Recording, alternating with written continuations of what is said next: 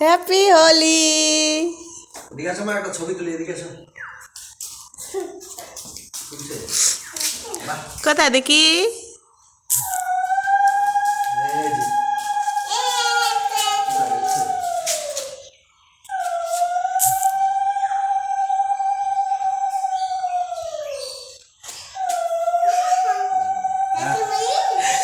হ্যাঁ হ্যাঁ ভালো করে জায়গা নিলে লাগছে কিন্তু অল্প না।